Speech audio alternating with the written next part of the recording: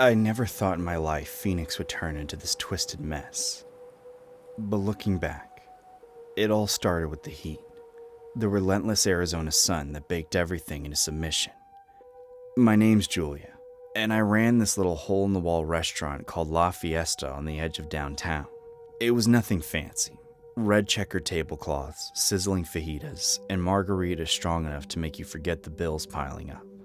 I poured my soul into that place after Carlos and I got married 10 years ago. He was charming back then, with that sly smile and promises of a better life. But marriage changes people. Or maybe it just reveals who they really are. Carlos wasn't the type to hold down a steady job. He dabbled in side hustles, as he called them. At first it was harmless, flipping used cars or hawking gadgets at flea markets. But somewhere along the line, it turned darker.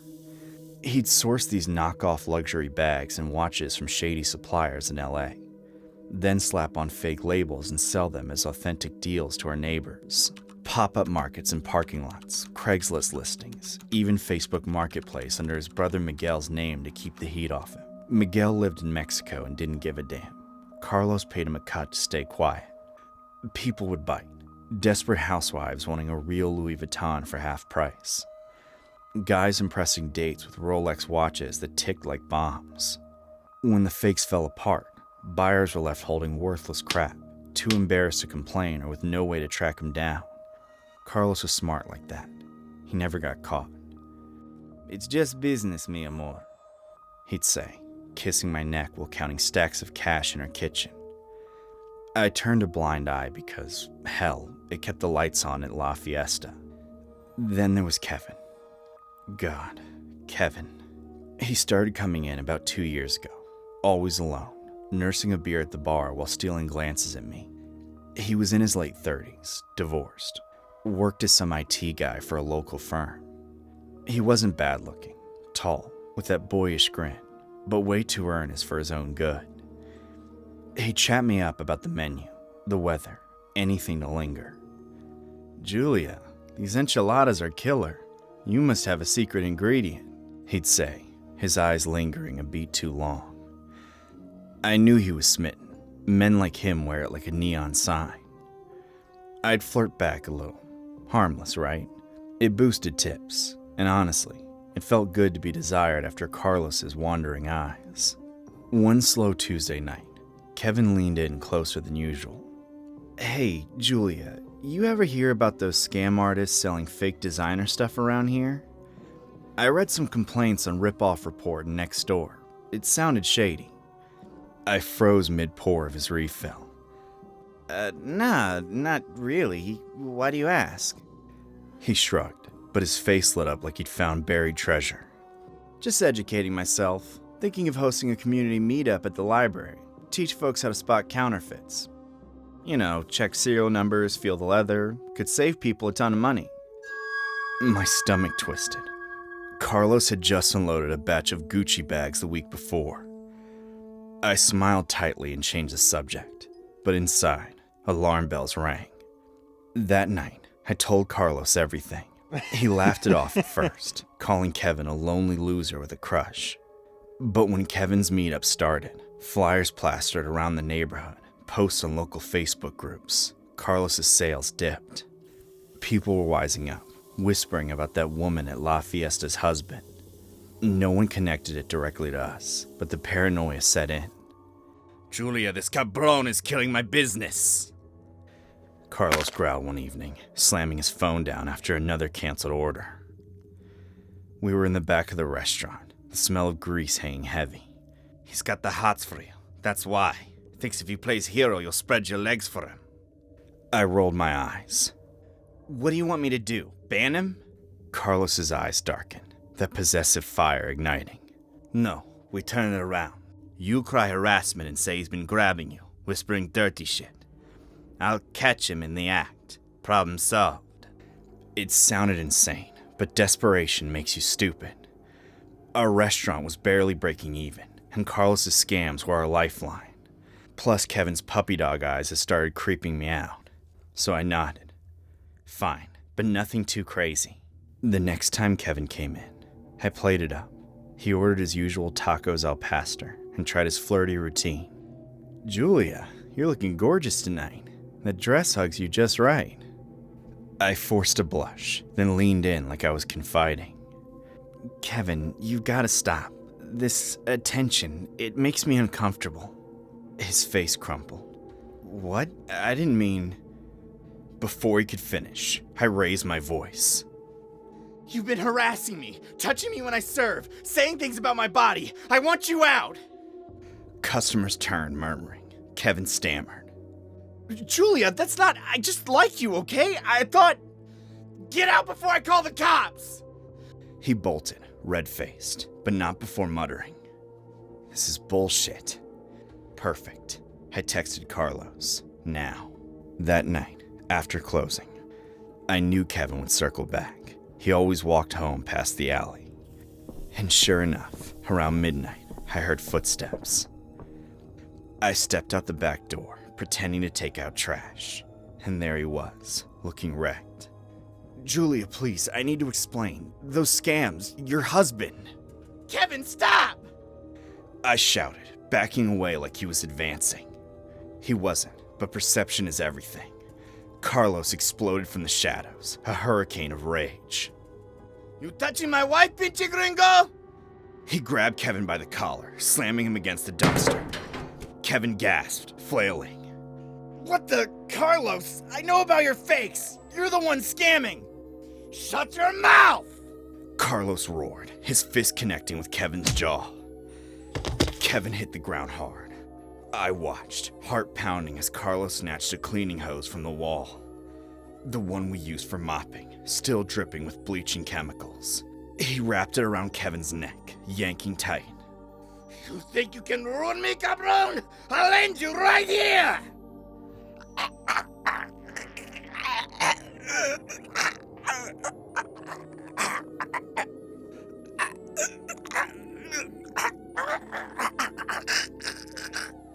The acrid smell of chemicals burned my nose as he gurgled, face turning purple. "Please, Julia, help me!" I froze. This wasn't the plan. We were just supposed to scare him, rough him up. But Carlos was lost in his fury, veins popping, grunting like an animal. "Oh, you piece of shit! No one fucks with my family!" Ugh. Kevin's legs kicked wildly, urine soaking his pants in terror. I snapped out of it. "Carlos, stop! You're gonna kill him!" He hesitated, just long enough for Kevin to twist free, gasping, retching on the pavement. He scrambled up, hose marks raw on his neck, and bolted into the night, screaming hoarsely. "You're both crazy! I'll tell everyone!" But he didn't. Maybe fear silenced him, or shame. We waited for cops, but none came.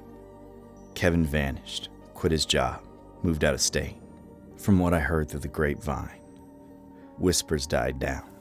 People forgot all about his meetups. Life went on. Carlos ramped up his scams, bolder now, using new aliases. I kept slinging plates at La Fiesta, smiling through the exhaustion. Part of me regretted it. The violence, the lies. But in this world, you protect your own. Us women in Phoenix, we learned that early. Survive the heat, the hustles, the men who drag you down or lift you up. Carlos and I, we're survivors. And as I locked up the restaurant that final night, counting another stack of dirty money, I knew we'd keep going. No fairy tales here, just real life. Raw, unrelenting.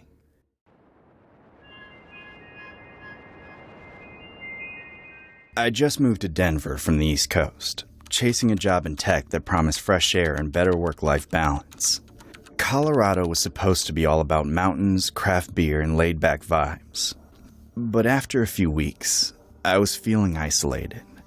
I didn't have any friends yet. Just my apartment overlooking the Rockies and endless Zoom calls. So, like any guy in his late 20s, I downloaded a dating app. I swiped right on a few profiles, nothing serious. Then there was Emily. Her pic showed this cute brunette with freckles, smiling in front of snowy peaks or sipping coffee at some indie spot in Lodo. We matched and chatted for a couple days. Light stuff, like favorite breweries and how she'd grown up in Boulder. She seemed normal, fun even. "You've gotta let me show you around. There's this killer spot up in the foothills. Dinner first?" She messaged one evening. I figured why not. It beat another night scrolling Netflix alone. We met at a farm-to-table place downtown. She showed up in jeans and a flannel shirt, hair tied back, looking effortlessly Colorado. "Hey, stranger. I hope you're hungry. Their bison burgers are insane," she said with a grin. She hugged me like we'd known each other forever. Dinner was easy. We talked about my move, how the altitude was kicking my ass, making me short of breath on simple walks. She laughed, a genuine belly laugh. "That's everyone's first month here. Drink more water, city boy." She shared stories about her ex, some guy who ghosted her after a year, and how she was over dating apps but gave it one more shot. "People are weird, you know, but you seem normal." I chuckled, flattered. "Yeah, well, I try." After paying the bill, she insisted on splitting it.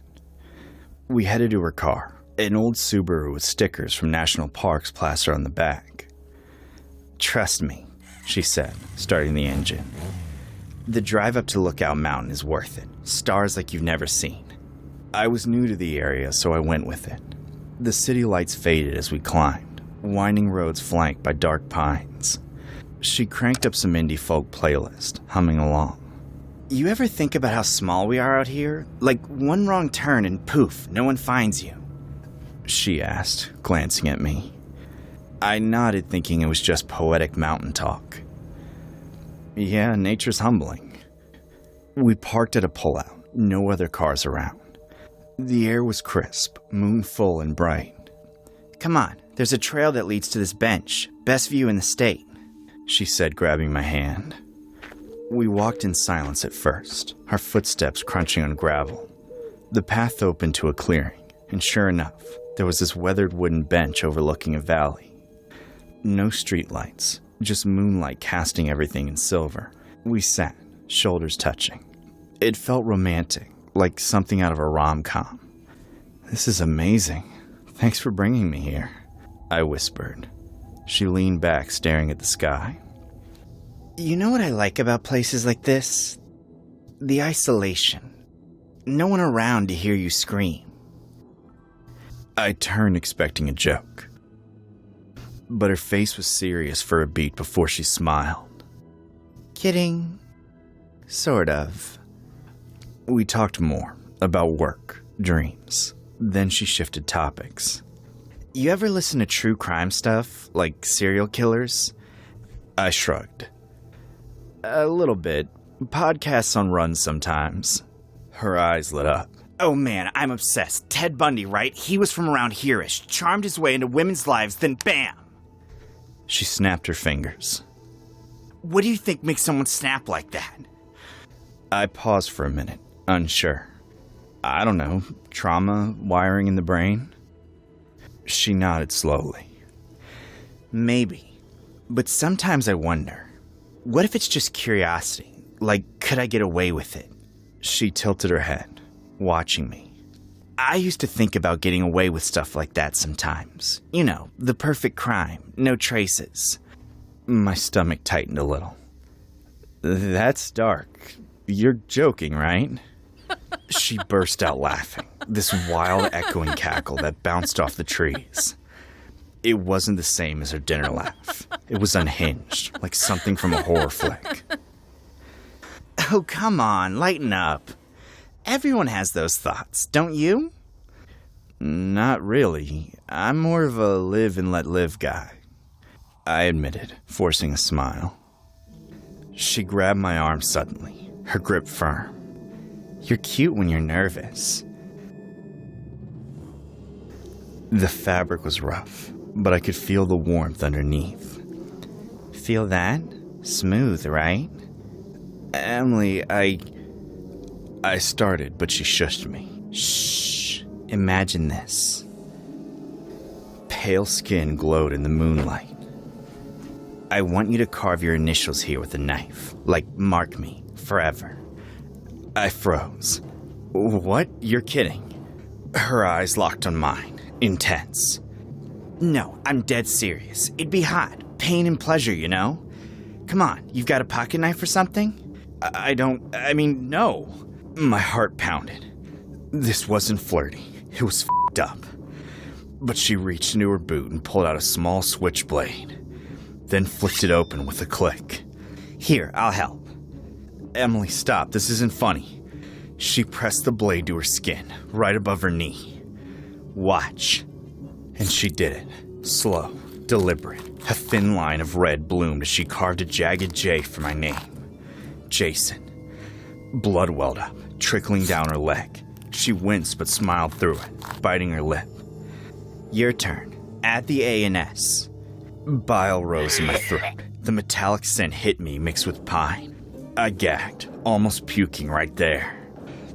What the? You're insane! I yanked my hand away, standing up. She laughed again, that maniacal sound. Oh, baby, don't be scared. It's nothing. Come back. I bolted, just ran down the trail, branches whipping my face. My phone flashlight bounced wildly as I sprinted to the road. No signal up there. I kept going downhill toward civilization. After what felt like miles, lights appeared, a gas station at the base. I burst in, panting. The clerk, an older guy, looked up from his magazine. You okay, son? No, I need to call the cops, or a cab, something. I gasped. He eyed me warily, but handed over his phone. I dialed 911 and explained as best as I could without sounding crazy. My date, she's crazy. She cut herself, then asked me to do it. She's up in the mountains. Help, please. The dispatcher was calm. Stay put. We'll send someone. Cops arrived 20 minutes later. I told them everything. The yap, dinner, the drive, the knife. They drove me back up, but her car was gone. No sign of her. Look into it. But if she's not pressing charges, one officer said. Back home, I blocked her on the app and changed my number. I couldn't sleep for days, replaying it. The way her laugh echoed. The blood on her thigh. I Googled her name later. Found nothing alarming. Just a LinkedIn profile. Maybe it was all a game to her. Some twisted thrill. This story has been inspired from a real-life experience shared by one of our subscribers. This is what they said. I once went on a date with a girl who, after dinner, offered to show me around since I was new in town. She drove us up into the mountains, and eventually the road got darker and emptier. No houses, no streetlights, just us. Out of nowhere, she brought up serial killers, and casually mentioned how she sometimes wondered what it would be like to get away with something like that. That line has stuck with me ever since.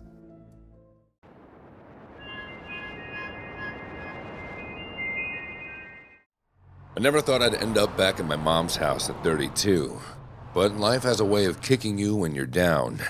It was right after I got laid off from the warehouse job in Phoenix. Some corporate manager bullshit that left half the crew scrambling. Rent was due, and my savings were a joke. Barely enough for a week's groceries. Mom lived alone in that old split level in Scottsdale, the one Dad built before he passed from cancer 10 years back. She was thrilled when I called her, her voice all warm and quivery on the phone. Andrew, honey, come home. There's plenty of room, and I can use the company. I felt a rush of relief, like a kid again, safe under her roof. Grateful didn't even cover it. I hugged her tight when I pulled up with my beat-up truck, boxes piled up in the back. The first few weeks were okay, almost good. I helped with chores, mowed the lawn, fixed the leaky faucet in the kitchen, all while job hunting. My mom would make her famous lasagna, the kind with extra cheese that stuck to your ribs, and we'd watch reruns of those old sitcoms she loved. Remember when you were little and we'd laugh at these? She'd say, patting my knee. I'd nod, smiling, even though my mind was elsewhere, worrying about interviews that never planned out. But then weird stuff started. It began with the crying. I'd be in my old room upstairs scrolling through job listings late at night, and I'd hear it. Soft, mumbled sobs coming from her bedroom downstairs. At first, I thought maybe she was upset about something, missing Dad or whatever. I knocked once around midnight. "Mom, you okay in there?" The crying abruptly stopped, and she opened the door, her face blank, hair tousled, like she'd just woken up. "What are you talking about, Andrew? I'm fine. Go back to bed." No tears on her cheeks, nothing. I shrugged it off, but it happened again a few nights later, louder this time, like someone was heartbroken. I confronted her in the morning over coffee. "I heard you crying last night. Mom, if something's wrong, you can tell me." She just stared at me, stirring her mug slowly. "I wasn't crying, dear. Must have been the wind or a neighbor." Bullshit, I thought, but I let it go. A few days later, I had an interview lined up, a decent gig at a distribution center, and I pulled out my only nice shirt from the dryer. It was scorched, black marks across the collar, like someone had left the iron on it too long. "Mom! What the hell?" I yelled, storming into the living room, where she was folding the laundry. She looked up confused. "I ironed that yesterday. It was fine." "Fine? It's ruined. Did you do this on purpose?" Her eyes widened. "Why would I do that? Maybe the iron's acting up." I didn't buy it. The next week, my jeans came out with a single hole in the pocket. "This is getting ridiculous," I muttered to myself, but aloud I said, "Mom, if you don't want me here, just say it." She shook her head, voice trembling. "Andrew, I love having you here. Stop accusing me." The water shutoffs were the worst. I'd be in the shower, finally relaxing after a crappy day. Soap in my eyes, and then suddenly, nothing.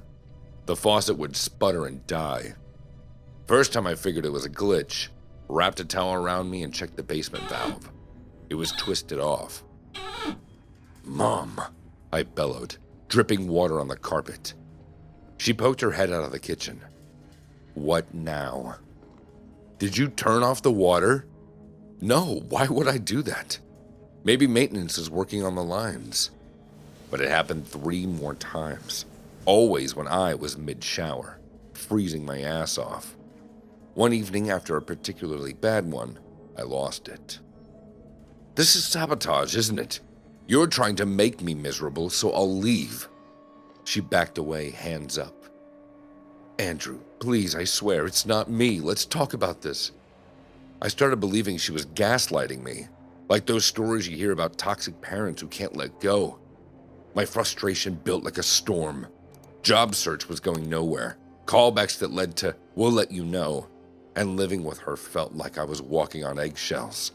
I'd lie awake, hearing those cries again, wondering if she was faking it to mess with my head. "Why are you doing this?" I asked over breakfast, and she replied softly, "I'm not, honey. Maybe you're stressed from the job hunt." That pissed me off even more, that fake concern. One afternoon, I got off the phone with another rejection. Some HR lady saying I wasn't fit, and I went off to shower in defeat. Midway, the water was cut out again. I slammed the shower door, yanked on sweats, and charged downstairs. My mom was in the living room, ironing the cloth, the TV murmuring some soap opera in the background. "You did it again, didn't you?" I roared. She jumped, the iron clattering. "Andrew, calm down." "Liar. The valve is off, same as always." She set the iron down, voice steady but eyes scared. "Maybe it's the city. Call them." "No, it's you. You want me gone, I know it." I stepped closer, fists clenched. "After everything you're pulling this shit?" She reached for me like to soothe. "Honey, please, let's sit and..." But I snapped. She snumbled back, crashing into the coffee table. She gasped, hand in her stomach, eyes wide with shock. I froze, rage draining away, replaced with horror. "Mom, I'm sorry." but she was already grabbing the phone, dialing 911 with shaking fingers. "Please, my son just hit me." They arrived fast. 2 police officers cuffing me in the driveway while neighbors peeked from the windows. Mom stood there, ice pack on her stomach, tears streaming. "He didn't mean it," she whispered to them, but they hauled me away anyway. "Why'd you do it?" the detective asked, leaning across the table. I spilled it all. The cries, the burns, the water. "She was driving me crazy. Trying to push me out," he nodded. Then another officer barged in. "Your mother's been diagnosed with early-stage Alzheimer's. Did you know that?" she asked. "Alzheimer's?" It hit like a truck. "No, I didn't know. She never said." The lady officer explained the crying was from a TV drama she watched obsessively, but forgot she turned it on, and some old show with dramatic scenes. The burnt clothes? Would she start ironing and get distracted, and then leave the iron on too long? And the water, routine maintenance from the neighborhood, notices that she had been mailed, and she probably misplaced them or forgot to mention. It wasn't sabotage, it was her mind slipping away. I sat in the cell, head in hands, guilt twisting my guts. How had I missed that? The forgetfulness, the confusion. My own mom, the woman who raised me alone after Dad died, bandaged my scraped knees, and I punched her. The charges stuck: assault, domestic violence. Bail was set high, but a friend posted it. When I got out, Mom wouldn't see me. Her sister, Aunt Agatha, answered the door. "She's staying with me now, Andrew. Doctors say stress could worsen it. You need help, too." That was 6 months ago. I'm in anger management now, mandated by the court, and working a crap job at a fast food joint while the case drags on. Probation likely, but scars deeper. I drive by the old house sometimes and see a for sale sign. Mom's in assisted living, mild case, but it's progressing. I send cards apologizing in voicemails that she might not remember. "Mom, I was wrong. I love you.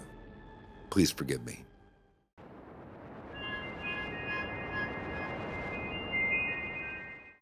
It was one of those humid summer evenings in Chicago. The kind where the air sticks to your skin and you can't decide if you're hungry or just bored. I'd matched with her on Bumble. Her name was Jamie, mid-30s, with a profile full of hiking pics and quotes about adventure. She seemed fun, edgy, the type who could keep up with my sarcasm. We chatted for a week, trading stories about bad exes and favorite dive bars. Finally, we decided to meet at this little Italian spot downtown, the one with the red checkered tablecloths and killer tiramisu. I got there first, nerves buzzing like they always do on first dates. I was wearing my go-to black dress, the one that hugs just right without trying too hard. And I sipped a glass of Pinot while scrolling through my phone. When Jamie walked in, she looked even better than her photos. Curvy, with short dark hair and a tattoo peeking out from her sleeve. "Hi, you must be Sarah," she said, sliding into the booth across from me with a grin that lit up her face. "Yeah, that's me. You found the place okay?" I asked, smiling back. "Totally. Traffic was a bitch, but worth it. You look great, by the way." We ordered appetizers, bruschetta and calamari, and the conversation flowed easy at first. She told me about her job as a graphic designer, how she freelanced for bands and loved the chaos of it. I shared about my gig at the marketing firm, the endless meetings and coffee runs. God, I hate corporate sometimes. It's like, why am I wasting my 20s on spreadsheets? I said, rolling my eyes. Jamie laughed, a deep, genuine sound. "Tell me about it. I quit my 9-to-5 last year. Best decision ever. Now I make my own rules. What about you? Any wild stories from your dating history?" I hesitated, but dove in. "Oh, plenty. There was this one guy, he showed up with his mom. I swear to God, she sat at the bar the whole time." Jamie slapped the table, her eyes wide. "No way. That's next level creepy. I'd have bolted." "Me? I dated a chick once who collected taxidermy animals. Like full-on stuffed squirrels in her living room. We kept swapping stories, laughing over the wine. She had this dark humor that matched mine, edgy jokes about true crime podcasts and what-if scenarios. You ever think about how easy it is to disappear someone? She asked at one point, dipping a fry into aioli. I chuckled. Oh yeah, all the time. Blame Dateline for that. By the time the check came, I was buzzed and optimistic. Maybe this could be something, I thought. She insisted on driving me home since my place was on her way, and I didn't argue. Ubers were pricey and it felt chivalrous in a way. We piled into her old Jeep, the seats worn and smelling faintly of cigarettes. The city lights blurred as she pulled onto the highway. That's when things shifted. At first it was subtle. You know, she said, glancing over with a smirk. You're in my car now. I technically can take you wherever I want. You're like my prisoner. I laughed because I thought it was just more of her dark humor. Oh yeah? Planning a kidnapping? You better make it worth it. Stock up on snacks, please. She grinned, but didn't drop it. Seriously though, doors are locked. We're out here in the dark. I could veer off to some cabin in the woods and who'd know? Okay, Hannibal Lecter, chill out. I teased, still smiling but feeling a tiny prick of unease. The radio was playing some old Taylor Swift song, ironic as hell. But she kept going. Imagine it, you, tied up in the trunk, begging for mercy. I'd make you my little pet. My laugh faltered this time. Jamie, that's kinda intense. Come on, Sarah, you said you like dark stuff. Don't tell me you're scared. Her voice had an edge now, like she was testing me. She reached over and squeezed my knee, lingering a second too long. What if I don't take you home? What if we just drive forever? You belong to me now. I shifted in my seat, staring out at the passing cars. Yeah, funny. But seriously, my exit's coming up. She ignored that. Prisoners don't get exits. They get what I give them. Maybe I'll pull over, make you prove your loyalty. Stop the car. This isn't funny anymore, I said, my voice sharper than I intended. Oh, Touchy, lighten up. But she didn't stop talking, rambling about control and how women like me needed to be broken in. My heart was pounding, that gut instinct screaming red flags. I'd heard stories from friends, dates turning possessive, that subtle slide into danger. I kept asking myself why I hadn't driven myself. Finally, she pulled up to my apartment building. There you go, prisoner. For now. She winked, like it was all a joke. I forced a smile and unbuckled fast. Thanks for the ride. Night. As soon as the door shut, I bolted inside, locking everything behind me. My hand shook as I texted my best friend. Weird date. Call me. Little did Jamie know, that was the last time she'd ever see me. I blocked the number, deleted the app convo, even reported her profile.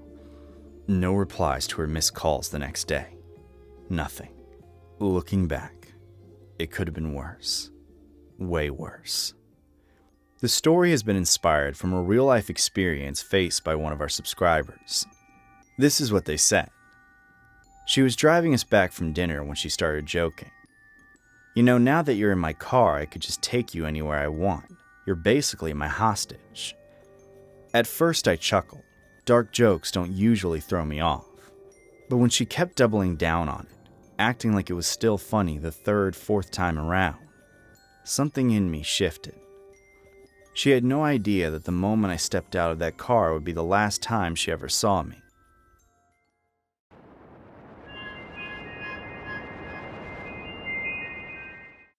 My boyfriend Tommy was obsessed with the TV series Black Mirror.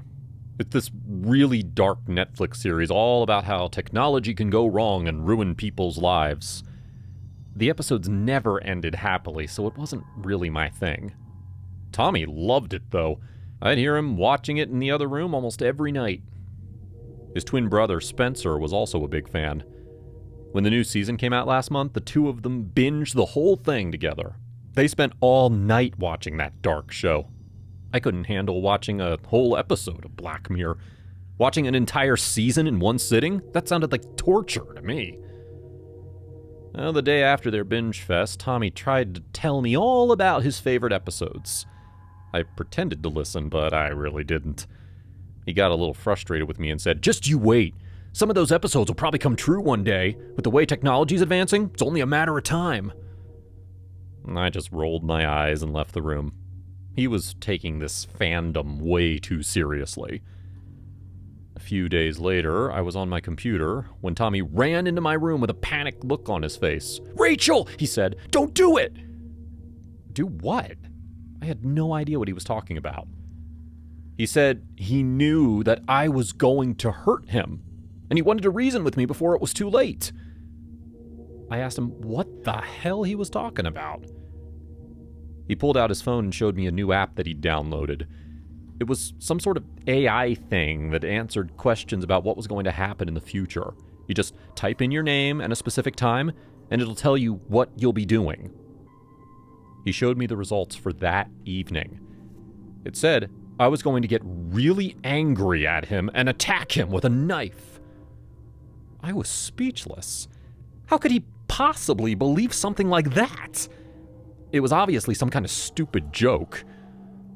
He looked deadly serious, though.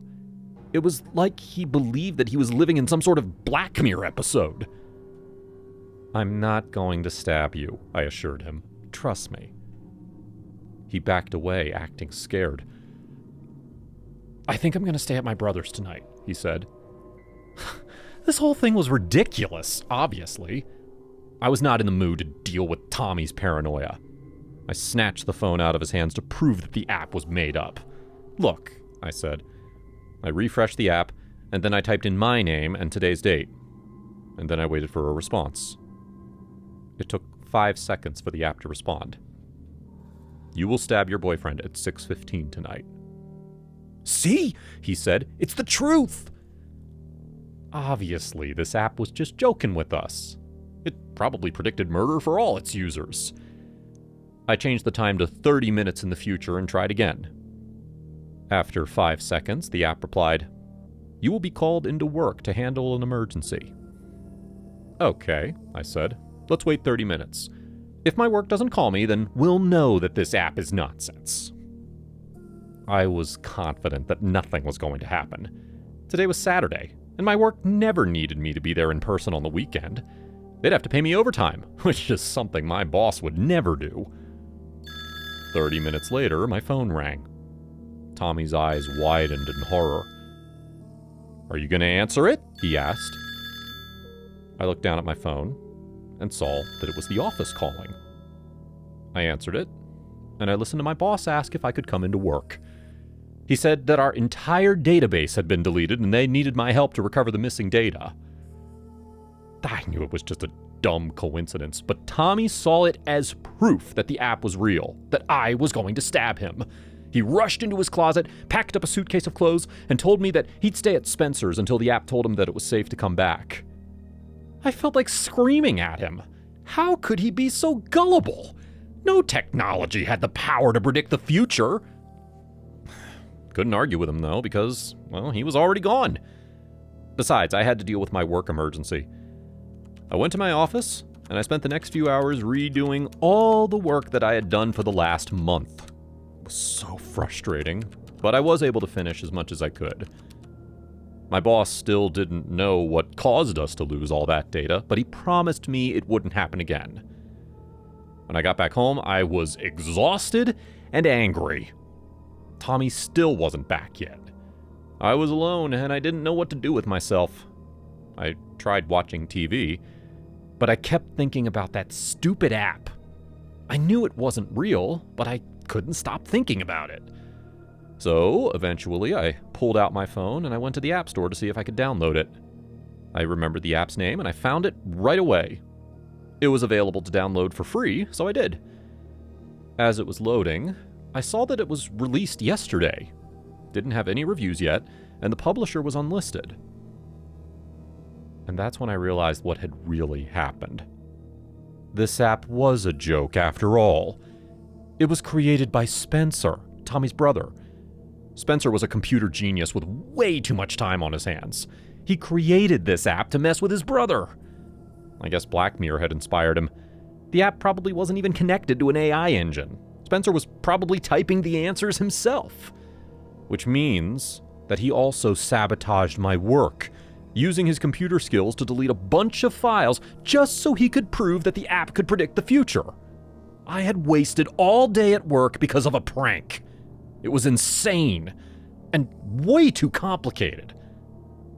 I had to figure out how to get back at him. I got a message on my phone saying that the app failed to download. I guess it was just made for Tommy. I got in my car and I drove straight to Spencer's house. I parked across the street so that he wouldn't see me, and then I snuck around to the side of the building. I could see Spencer and Tommy through the window. They were sitting together, talking about me. Tommy still seemed freaked out, and Spencer was trying to calm him down. He could barely hide his smirk. Very quietly, I walked to the next window, the one outside Spencer's office. When I looked inside, I saw his computer still running. I pushed the window open and crawled inside. Thankfully, Spencer had stupidly kept his screen on. I didn't know a lot about coding, but I could tell that he was still connected to his fake app. As I thought, no AI was involved.